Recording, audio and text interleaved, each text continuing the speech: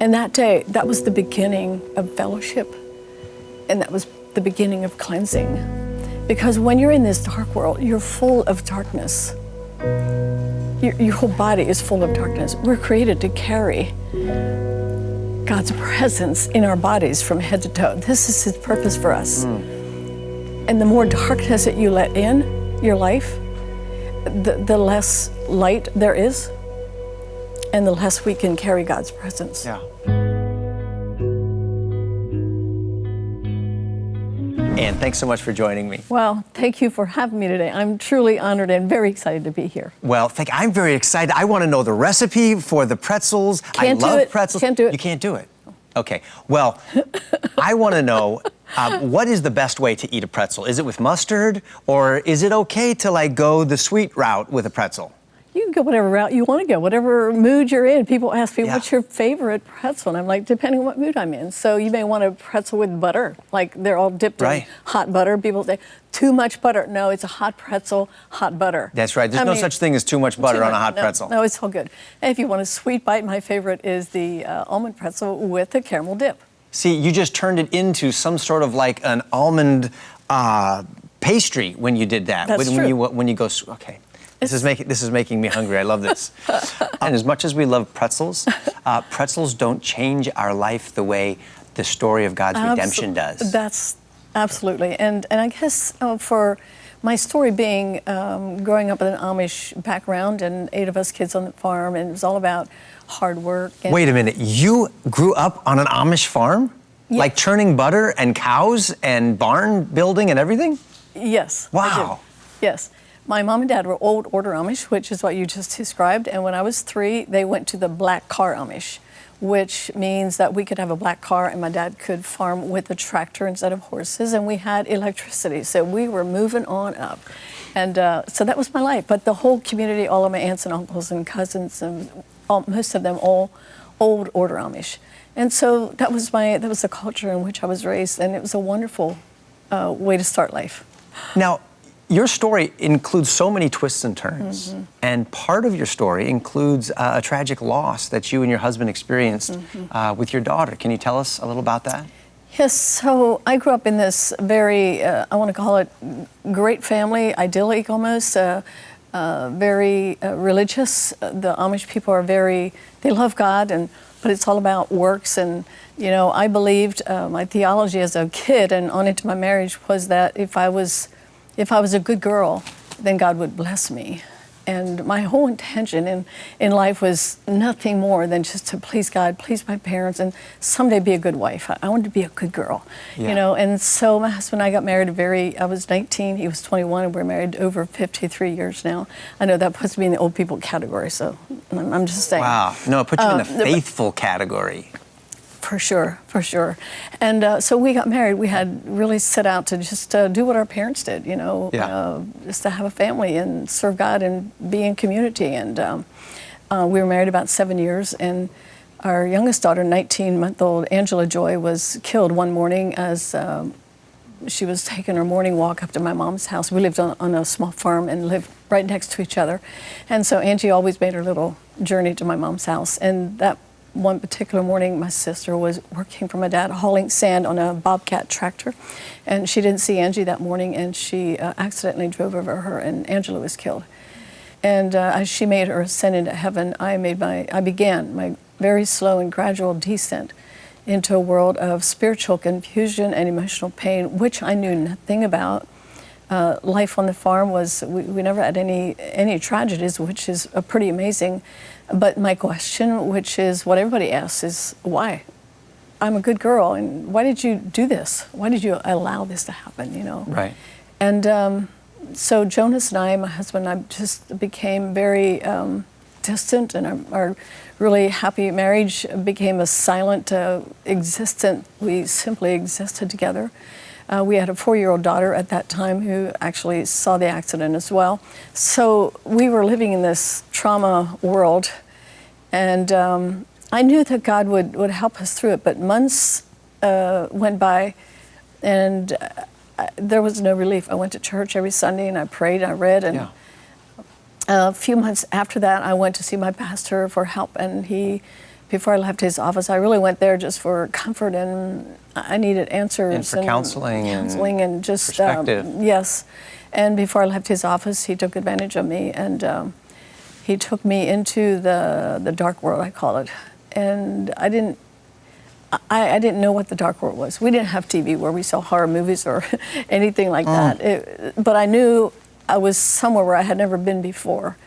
And I kept it a secret, and that secret then kept me in an abusive relationship with him, my pastor, for almost 7 years. Eventually, your husband found out about what was going on, and how did he respond? After about 6 years of just weeping my way through every day, never telling anyone, no one knew, and except my perpetrator, of course. I was just pleading with God to deliver me from the evil. After years of that, and one day God just was very, very clear with me. He said, I want you to get up off your knees and stop crying and go tell your husband. So I mustered up all the courage that I had, which was not very much, and my palms sweating and my heart racing and tears streaming down my face. I couldn't bear the thought of telling him.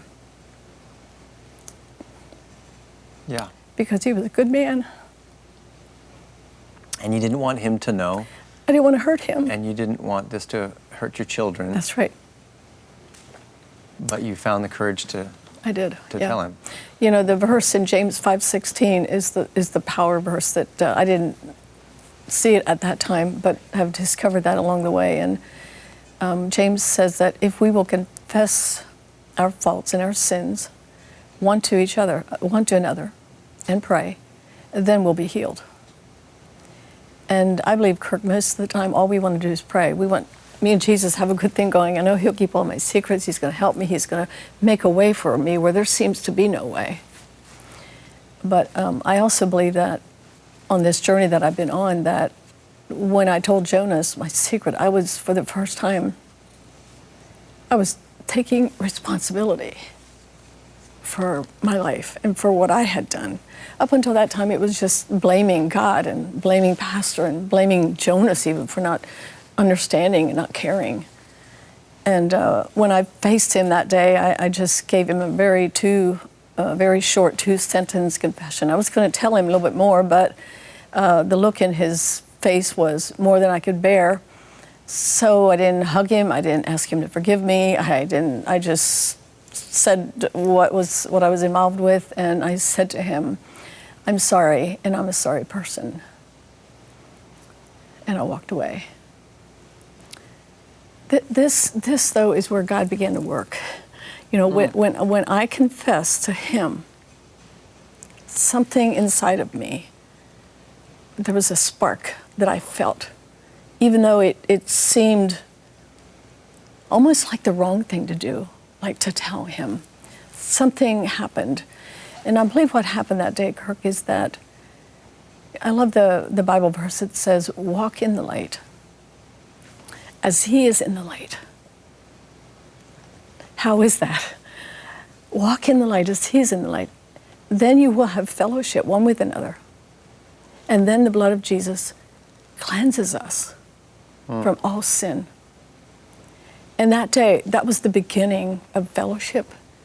And that was the beginning of cleansing.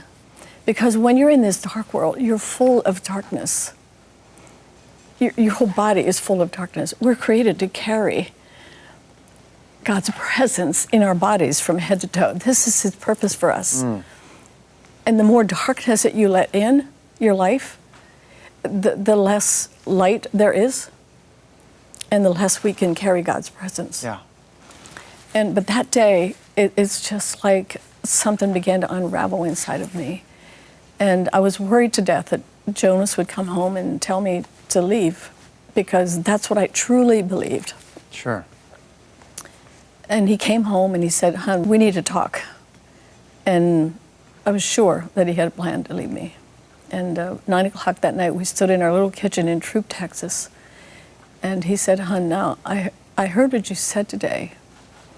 And I knew that you were unhappy for many years, but I thought it was because of Angie." He said, "I want you to promise me one thing. Promise me that you won't leave me a note on the dresser in the middle of the night and go. But if you want to go, then tell me.